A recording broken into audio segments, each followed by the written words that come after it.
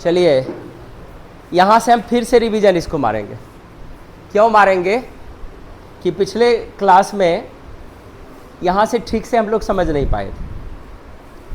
Charles Babbage की जब बात करते हैं तो शायद हमको लगता है कि अगर हम कंप्यूटर पढ़ रहे हैं और चार्ल्स बेबेज को ना जाने तो समझिए लगेगा कि कुछ नहीं जान रहे, कि हम लोग बहुत ऐसे कार्य करते हैं या कर देते हैं जो लोग मरने के बाद भी आपको याद रखते हैं। तो कंप्यूटर के क्षेत्र में शायद चार्ल्स बेबेज का योगदान है, वो भुलाया नहीं जा सकता है।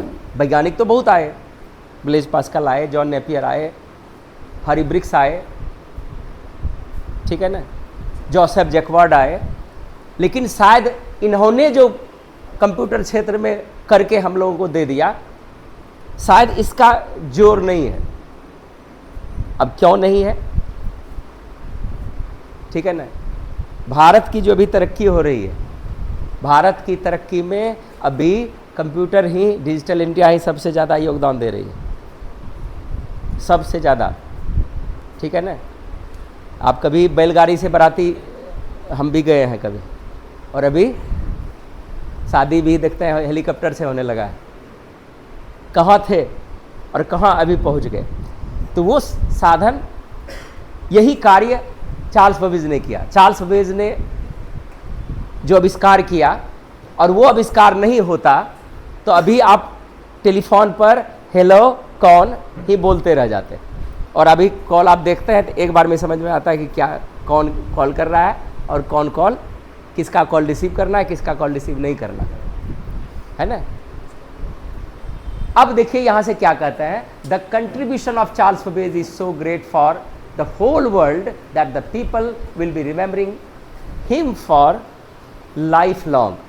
चार्ल्स बेबेज का योगदान पूरे संसार के लिए इतना बड़ा है कि लोग जीवन पर्यंत तक उनको याद करते रहेंगे। He was a multi talented polymath, पिछले क्लास में भी रिपीट मारे थे। वे एक बहुज्ञ प्रतिभाशाली व्यक्ति थे, महान मैथमेटिशियन थे, मैकेनिकल इंजीनियर थे, इन्वेंटर थे, एंड ए फिलोसोफर, दार्शनिक थे। He was born on December 26, 1791 in London, और उनका जन्म जो है लंदन में 26 दिसंबर 1791 ईस्वी को हुआ था, एंड डाइड ऑन 18 अक्टूबर 1871, ठीक है। और इनकी मृत्यु 18 अक्टूबर 1871 ईस्वी को हुआ था। Charles Babbage started building his first calculating engine in 1819। Charles Babbage ने जो पहली कैलकुलेटिंग डिवाइस बनाना शुरू किया 1819 ईस्वी में, एंड वॉज कंप्लीटेड इन 1822, और वह बनकर तैयार हुआ 1822 ईस्वी में, एंड वॉज नेम्ड, और उसका नाम क्या रखा गया, differential engine. It was design to calculate and tabulate polynomial functions, जिसमें बहुपद जो मैथमेटिक्स में पढ़ते हैं उसके चीज़ को उन्होंने यूज किया, ठीक है। On this project over the following years about 17,000 pound was spend, और इस प्रोजेक्ट पर 17,000 पाउंड खर्च हुआ जो उन्होंने ये डिफरेंशियल इंजन बनाया। तो आगे देखते हैं, देखिए डिफरेंशियल इंजन का ये पिक्चर है, ये कैलकुलेटिंग डिवाइस है उस समय का। आगे बढ़ते हैं। अब देखिए फिर 10 साल के बाद फिर क्या परिवर्तन उन्होंने किया। इन 1833 डिफरेंशियल इंजन वॉज स्टॉप्ड, उन्होंने डिफरेंशियल इंजन को ख़त्म कर दिया। अब उसके बदले उन्होंने अपडेट करके क्या किया, was stopped, and he started working on another machine that was named analytical engine, और उनका नाम क्या रखा गया, डिफरेंशियल इंजन को अपडेट करके इन्होंने क्या किया, एनालिटिकल इंजन नाम रख दिया। उसको ख़त्म करके इन्होंने नया एक कैलकुलेटिंग डिवाइस बनाया। This was more powerful than the original differential engine. और दूसरे डिफरेंशियल इंजन से ये बहुत ही जो डिफरेंशियल इंजन था उनसे बहुत ज़्यादा शक्तिशाली और पावरफुल था। It was programmable by using punch cards, इसमें भी पंच कार्ड्स और प्रोग्रामिंग करके कार्य किया जा सकता था। An idea borrowed from Jacquard's loom for the weaving complex patterns in textiles. और ये आइडिया कहाँ से आया था? जैकवार्ड के टेक्सटाइल लूम से, जो उन्होंने वस्त्र उद्योग के लिए लूम का आविष्कार किया था, उन्होंने वो पंच कार्ड का जो वहाँ से इन्होंने ग्रहण किया था। अब देखिए आगे क्या कहते हैं। Charles Babbage's machines were considered as one of the very first mechanical computers ever to be invented। कि जो इसका जो मशीन था जो इन्होंने बनाया, इन्होंने अपने में, फिर देखिए Charles Babbage is one of the first mathematician who introduce the digital technology for computer science. therefore he is proudly known as the father of modern computer science। इन्होंने अपने उस एनालिटिकल इंजन में किसको इंट्रोड्यूस किया? Digital technology को introduce किया। Digital technology, अब इसको समझने के लिए हम एग्जाम्पल पर चलते हैं, ठीक है ना। डिजिटल टेक्नोलॉजी है तभी आपके पास स्मार्टफोन है। अगर डिजिटल टेक्नोलॉजी नहीं होता तो आप किसी भी चीज़ को हूबहू देख नहीं सकते। आज ये स्क्रीन है तो डिजिटल बोलता है, डिजिटल टीवी, जिसको आप आंख से देख सकते हैं और उसका जो पैटर्न है वो डिजिटल पैटर्न पर निर्भर रहता है। और उन्होंने इस पैटर्न को लाया। आज आपके सामने मॉनिटर है, स्क्रीन है, छोटे छोटे मोबाइल आपके यानी कंप्यूटर के रूप में आपके जेब में चल रहे हैं अब, ठीक है ना। अगर डिजिटल को हटा दीजिए तो टेलीफोन का क्या काम? कॉल करना, इधर से आप कॉल कर रहे हैं, उधर से रिसीव हो जाए, या तो आप रिसीव कर रहे हैं, कोई कॉल कर रहा है, और आपको पूछने में ही बहुत समय लग जाता। जो भी हमने शुरुआत में एग्जांपल दिया, हेलो कौन है ना, उसका आप पूछिए कि कौन उधर से बोल रहा है।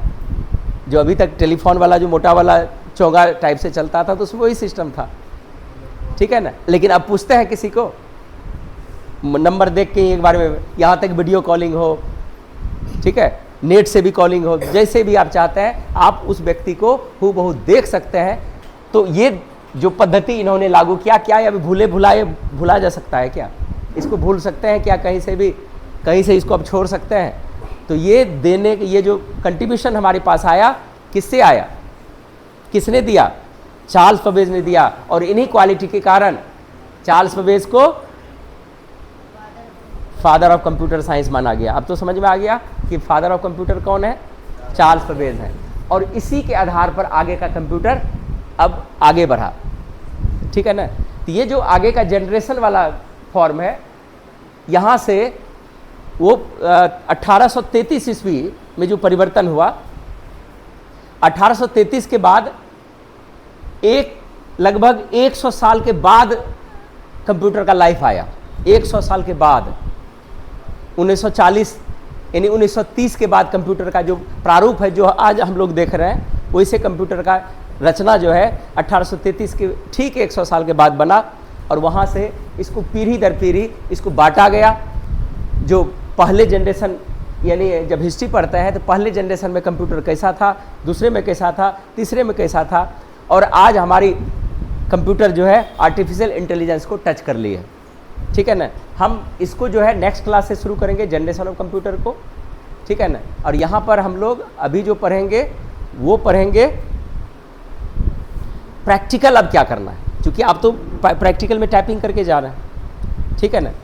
तो इसको जो है प्रैक्टिकल अब हम थ्योरी यहाँ से आपको अभी देंगे, हाफ हाफ दोनों करके पढ़ेंगे, ताकि आपका अब टेस्ट ऑफ फिंगर्स में भी चेंज्ड हो। चलिए प्रैक्टिकल में चलते हैं। हम लोग विंडो और विंडोज़ में भेद कर लिए हैं। तो विंडो किसको दिखाता है? आपके डेस्कटॉप स्क्रीन को विंडो या डेस्कटॉप स्क्रीन बोलते हैं। लेकिन यहाँ पर एक शब्द और है, अब है विंडोज़। यहाँ से आप लोगों को पढ़ना है। वैसे इसका डिटेल्स हम फंडामेंटल में पीछे पढ़ाएंगे, लेकिन थोड़ी बहुत इसकी जानकारी आपको चाहिए। Windows it represents the operating system. ये क्या आपको बता रहा है? ऑपरेटिंग सिस्टम के बारे में बता रहा है। ऑपरेटिंग सिस्टम क्या है? तो ऑपरेटिंग सिस्टम आपसे पूछा जाए कि आप जो टीसी में जा रहे हैं वहां पर कौन सा ऑपरेटिंग सिस्टम चलता है, तो आप क्या बताएंगे? या किसी के सिस्टम में कौन सा ऑपरेटिंग सिस्टम चल रहा है उसको कैसे हम चेक करेंगे? तो उसको चेक करने के लिए हम यहां पर आते हैं, ठीक है ना। आपका देखिए यहां पर कहीं भी दिस पीसी या किसी के सिस्टम पर माई पीसी, ठीक है ना, इस तरह का आपको फिगर बना हुआ होगा।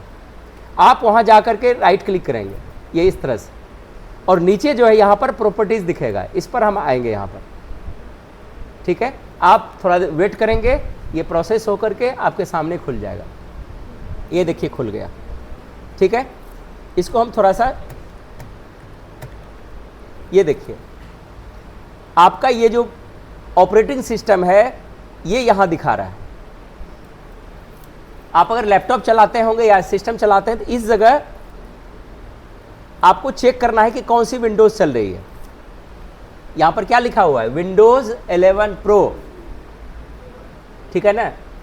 और आप अगर नॉर्मल परचेज किया है तो आप में लिखा रहेगा Windows 11 single home edition perhaps, मतलब वो पर्सनल ऑपरेटिंग सिस्टम हुआ। नॉर्मल यूज तक आप उसमें कर सकते, इसमें एडवांस यूज तक कर सकते हैं। देखिए यहां से नीचे चलते हैं, ये पकड़ने का सिस्टम पकड़ लिए कि आप किसी के सिस्टम में कौन सा विंडोज चल रहा है, यहां से आप पकड़ सकते हैं, ठीक है।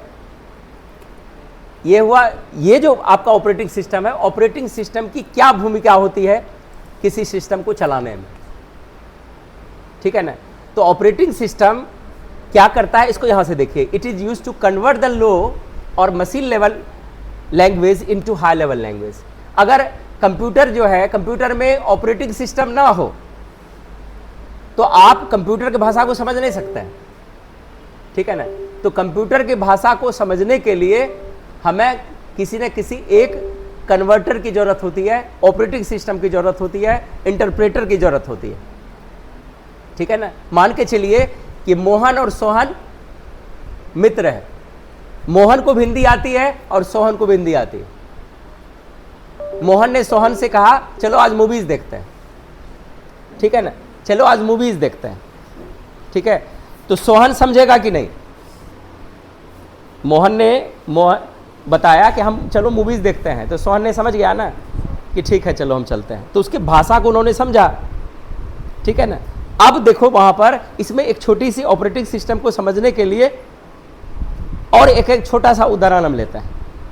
मोहन सोहन दोनों मित्र हैं, दोनों एक ही क्लास में पढ़ता था, ठीक है ना, और दोनों ने साथ पढ़ाई की, लेकिन रिजल्ट में एक पीछे हो गया, एक आगे चला गया, ठीक है ना। एक की रिजल्ट अच्छी हुई, एक की कमजोर रही। तो सोहन की रिजल्ट अच्छी थी मोहन से, तो मोहन के पिताजी गरीब किसान थे कि हम तुमको आगे अब नहीं पढ़ा पाएंगे, मैट्रिक पढ़ लिया, बहुत चीज़ हो गया, जाओ यहाँ से काम धंधा करो, ठीक है ना।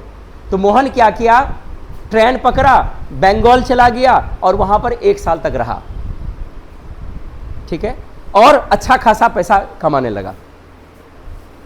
मोहन 1 साल के बाद पहुंचा तो उनके पास बहुत सारे डिजिटल इक्विपमेंट थे, बहुत सारे साधन थे, पहनावा ओढ़ावा बोली विचार हर चीज़ चेंज हो गया था, क्योंकि वहाँ 1 साल तक रहा, ठीक है ना। और अच्छी खासी रकम भी उन्होंने घर में अपने माता पिता को दी, उनको स्टैंड करने के लिए, ठीक है ना। और तब तक इंटर जाते जाते सोहन की भी दशा खराब हो गई थी। तो सोहन के पिताजी ने मोहन को देखा, अरे दोनों तो साथ पढ़ता था, तो दोनों में चेंजिंग कैसे हो गया, ठीक है ना। तो उन्होंने बताया कि अंकल हम तो अब बंगाल में रहते हैं, काम धंधा करते हैं। तो उसके पिताजी ने बोला कि सोहन अब तुमको हम अब नहीं पढ़ा पाएंगे, तुम भी जाओ काम धंधा करो, अब तुम आज से निकलो यहाँ से। तो सोहन के पिताजी ने उसको भी बोल दिया जाओ हटो।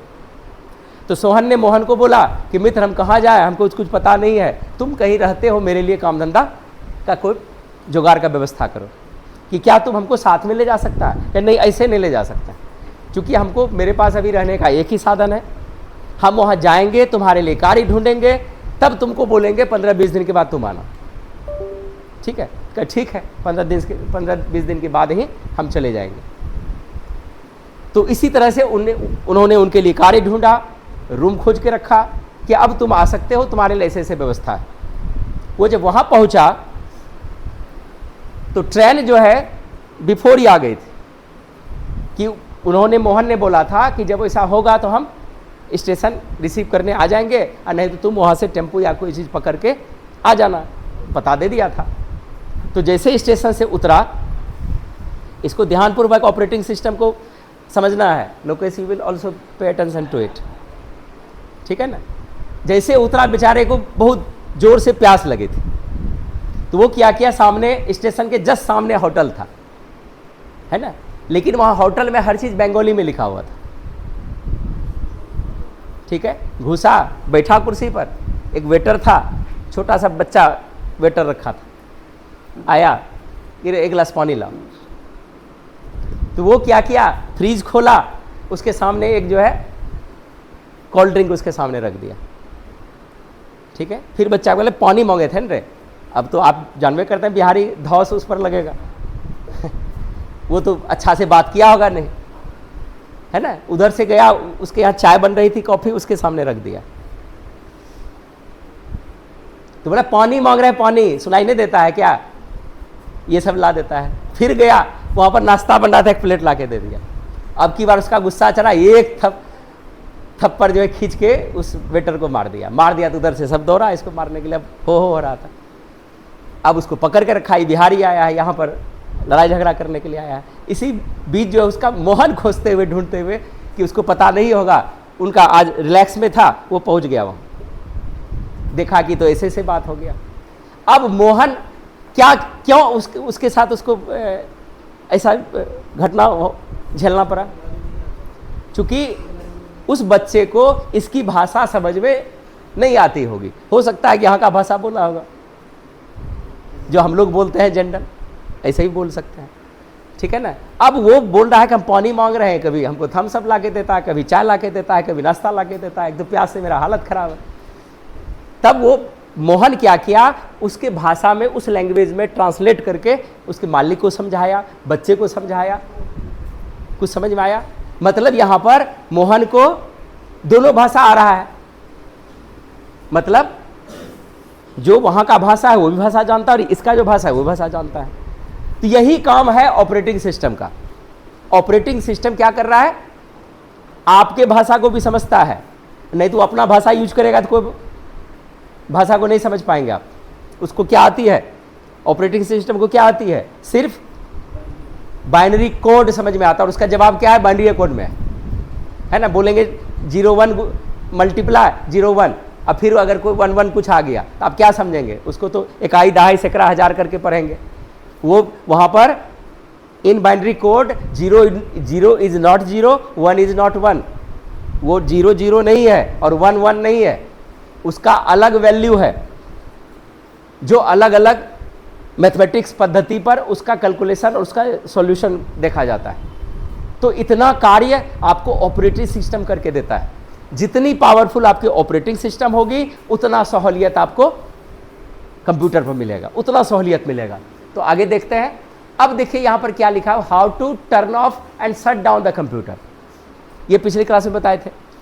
आप कंप्यूटर में, आप कोई बच्चा बोला कि यहाँ पर तो सर टर्न ऑफ या शट डाउन नहीं है, कोई बोले थे कल पिछले क्लास में, है ना, जो चला रहे थे। तो चूंकि वो जो पद्धति है वो एक इमेज है मैन सिस्टम का, वहाँ पर डिस्कनेक्ट सिस्टम लगा हुआ है। लेकिन जब आप अपने घर में लैपटॉप चलाएंगे या पीसी को यूज करेंगे, डेस्कटॉप कंप्यूटर ऑपरेट करेंगे या और किसी तरह का सिस्टम होगा, तो आपके सिस्टम में जब आप विंडोज़ को ऑपरेट करते हैं तो उसको बंद करने का भी नियम है।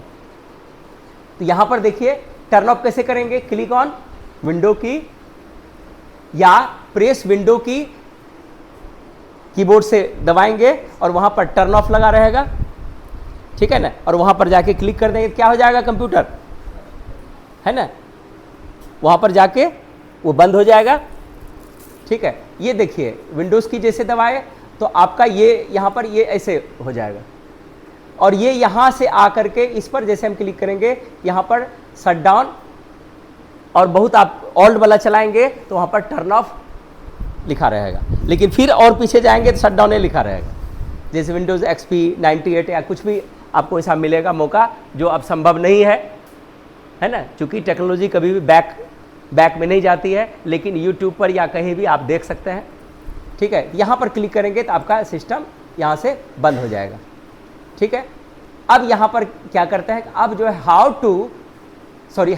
Do we work with the computer. अब कंप्यूटर पर कार्य कैसे करेंगे। आप यहाँ पर खाली टाइपिंग चलाने थोड़े आए हैं, है ना। टाइपिंग तो लगभग मैक्सिमम ऑफ छात्र जो है सभी टाइपिंग सीख चुके हैं। ठीक है ना, टाइपिंग आप सीख लिए तो कोई भी कंप्यूटर का कोर्स आप डायरेक्ट कर सकते हैं, वो टेली का ही नहीं हो, प्रोग्रामिंग का ही नहीं हो, फोटोशॉप का ही नहीं हो, कोई भी पैकेज ले सकते हैं।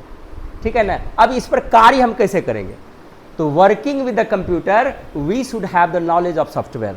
और कंप्यूटर पर कार्य करने के लिए हमको किसकी जरूरत पड़ेगी, अब सॉफ्टवेयर की जरूरत पड़ेगी। अब सॉफ्टवेयर को समझाने के लिए पीछे वाली क्लास में हम चर्चा किए थे, सॉफ्टवेयर क्या है, इंस्ट्रक्शंस का समूह है जिसका एक खास उद्देश्य होता है किसी खास कार्य को करने के लिए। ठीक है ना। और इंस्ट्रक्शंस को समझने के लिए हम और पीछे गए थे जिसमें बोले थे ऑर्डर।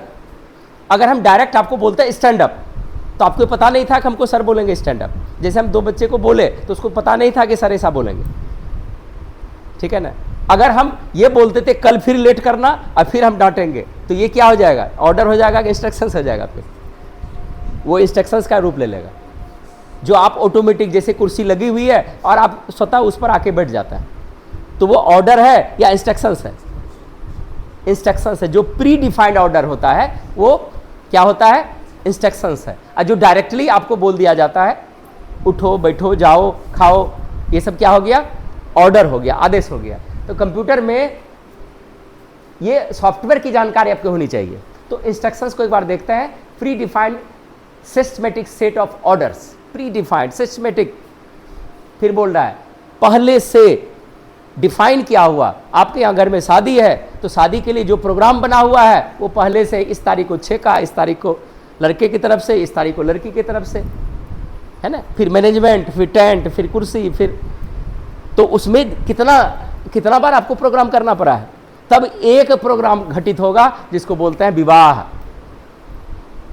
है ना। लेकिन उस विवाह को घटित करने के लिए आपको कितने छोटे छोटे इंस्ट्रक्शंस लगे। बारात को स्वागत करने का व्यवस्था अलग है, रहने का व्यवस्था अलग है। तो वो देखिए यहाँ पर वही चीज यहाँ पर बोल pre defined systematic order. Computer भी ऐसे ही होता है, कंप्यूटर को पहले से पता है जो आपको करना होता है। ठीक है ना। तो प्री डिफाइंड ऑर्डर्स क्या कहलाएगा, इंस्ट्रक्शंस। आगे देखते हैं सॉफ्टवेयर कंसेप्ट आखिर क्या है।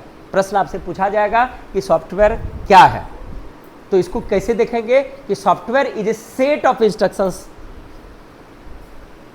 डेटा और प्रोग्राम्स। सॉफ्टवेयर किसका समूह है, इंस्ट्रक्शंस का समूह है या डेटा का समूह है या प्रोग्राम का समूह है। Use to operate the computers and execute the specific task, और उसका कार्य हम किसी खास कार्य को पूरा करने के लिए हम करते हैं।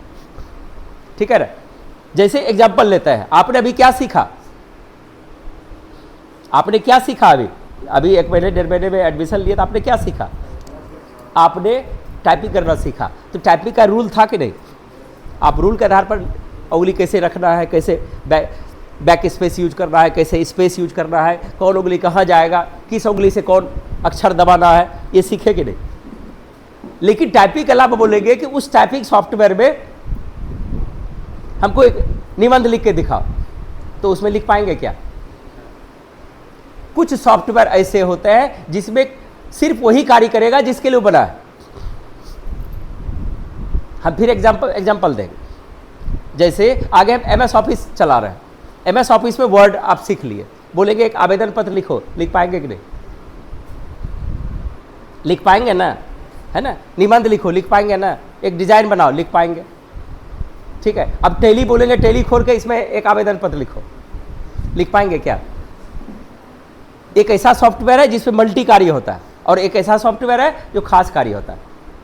कि सॉफ्टवेयर में जो सॉफ्टवेयर बना है उसका एक सिस्टमेटिक इंस्ट्रक्शंस, जब कोडिंग करके हम उसको तैयार करते हैं, ठीक है ना।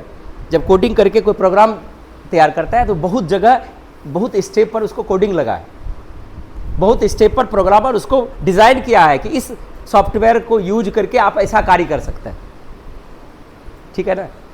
और अभी आपको आश्चर्य होगा कि आपको लगता होगा कि ऐसे कंप्यूटर पढ़ रहे हैं, कंपटीशन है, परीक्षा में पूछेगा, आप लोग अभी तक जानते रहे कंप्यूटर क्यों पढ़ना चाहिए। कंप्यूटर में आने के साथ आपका पीछे जाने का रास्ता बंद हो जाता है, आप भाग नहीं पाएंगे यहां से। क्यों, आप बताते हैं। अब एक एग्जांपल लेते हैं, अगर आप प्रोग्रामर बनते हैं तो कोई ऐसा सॉफ्टवेयर आपसे बन गया जिसका मार्केट को डिमांड था, ठीक है ना। अभी यहां पर टैली भी किसी प्रोग्रामर ने उसको बनाया, टैली में लगभग हमको लगता है 50-60 MB उसका जगह लेता होगा। उसकी जो सिल्वर वर्जन है, सिल्वर वर्जन की कॉस्ट जो है 18,000 से 22,000 जाती है एक सॉफ्टवेयर का कॉस्ट परचेज करेंगे। और गोल्ड की जो कॉस्ट जाती है 65 to 70 प्लस 75,000, 70,000 या 75,000 के आसपास जाएगा, ठीक है ना। अब एक सॉफ्टवेयर, और यह सॉफ्टवेयर लगभग 5 देशों में इसका यूज हो रहा है, 5 मोर देन 5 कंट्रीज में इसका यूज हो रहा है, और लगभग जो है इसके करोड़ों यूजर्स हैं, ठीक है ना।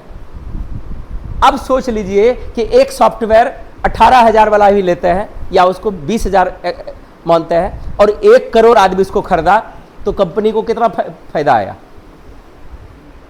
जब एक प्रोग्रामर मैच्योर्ड हो जाता है तो फिर नौकरी नहीं करता है, तो वो कंपनी बनाने की कोशिश करता है कि ऐसा कंपनी है, जब दूसरे के हम सॉफ्टवेयर बना के उसको देते हैं और वो मेरे सॉफ्टवेयर को बेच करके अपना लेवल चिपका करके रातों रात करोड़पति या अरबपति हो जाता है ना। अभी टैली जो चला रहा है, बिजनेसमैन को दे दिया कि ये फंक्शन आ गया, अब ये टैली परचेज आपको नया करना पड़ेगा, तो 1 करोड़ आदमी जो पहले से है वो 1 करोड़ आदमी भी या 2 करोड़ जितना भी है उसको कल सुबह से उसको परचेज करना पड़ेगा।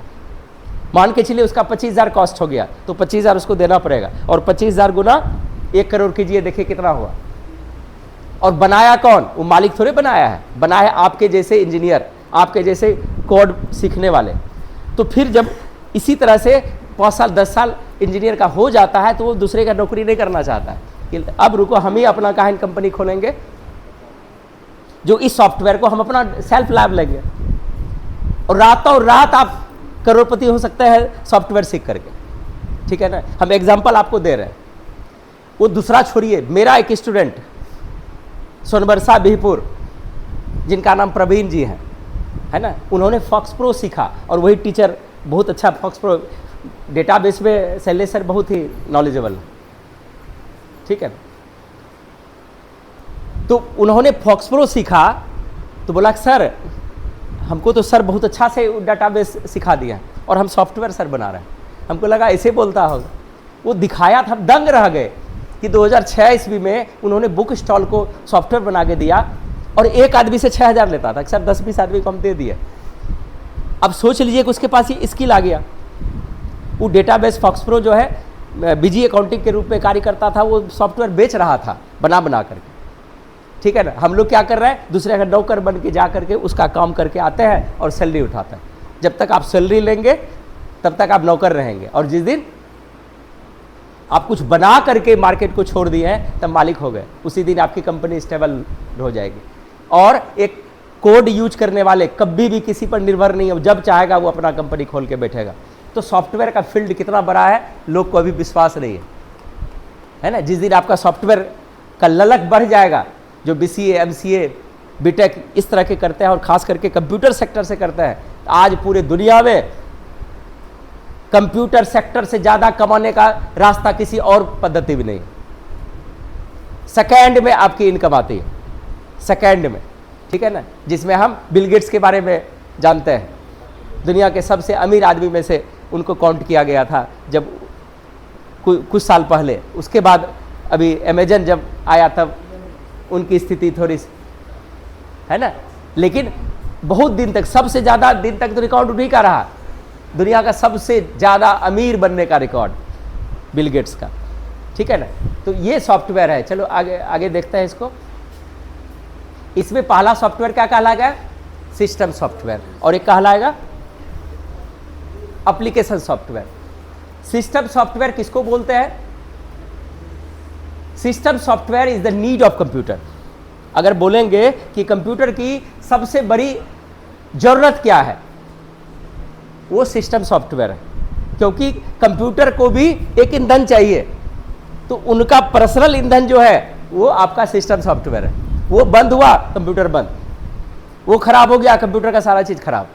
लेकिन आप आए, मेरा टाइपिंग उड़ा दिए, टैली खराब करके चले गए, फोटो सब करप्ट कर दिए, पेज मेकर हटा दिए, मेरे कंप्यूटर को कुछ नहीं होगा। क्यों?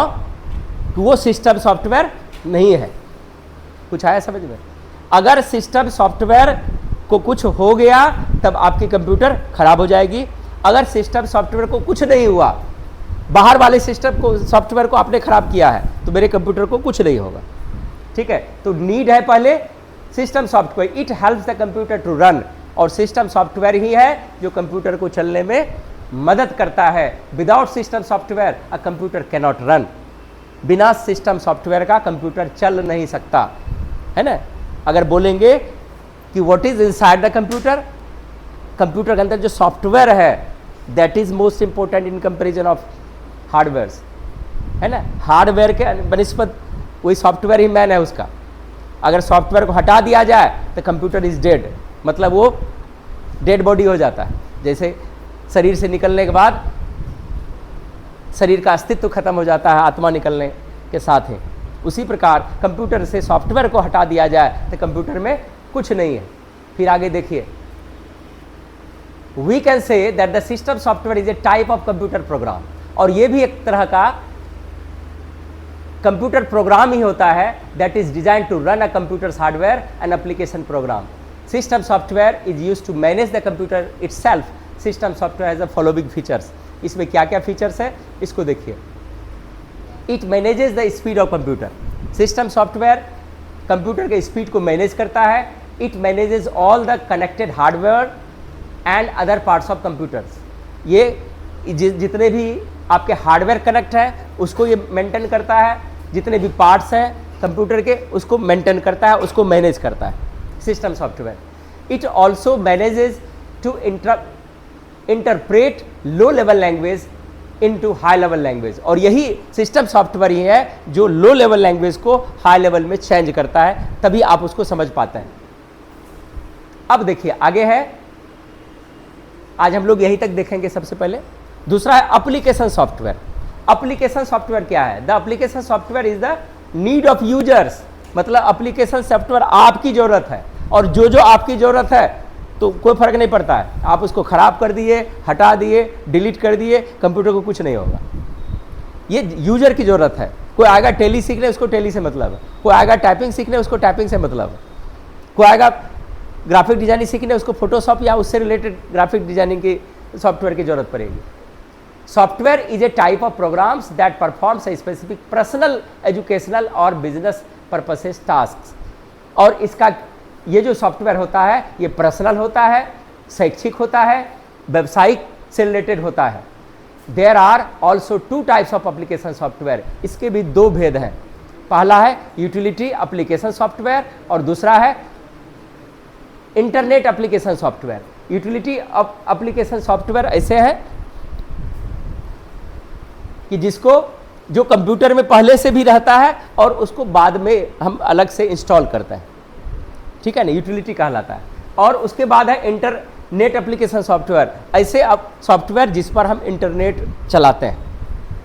क्लियर है? हमको उम्मीद है कि आज तक का क्लास आपको समझ में आ गया होगा, और यथाशीघ्र हम लोग प्रैक्टिकल में इन करने वाले हैं। अलग जो आप टाइपिंग ख़त्म कर लिए तो वहाँ से अब आपका प्रैक्टिकल इन कर जाएगा। दूसरा चैप्टर हम दूसरा एप्लीकेशन यहाँ से सीखेंगे, ठीक है। तो इसलिए आप लोग रेगुलर रहिए, ठीक है। आप भले ही ऑनलाइन राइटिंग कर लीजिए बढ़िया से, कोई दिक्कत नहीं है, लेकिन जो समझाते हैं इस जगह का अलग वैल्यू है।